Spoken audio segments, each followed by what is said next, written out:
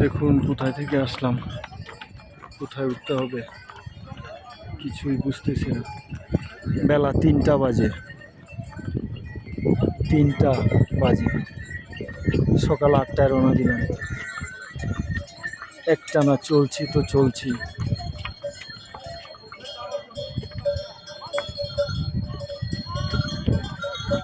দেখুন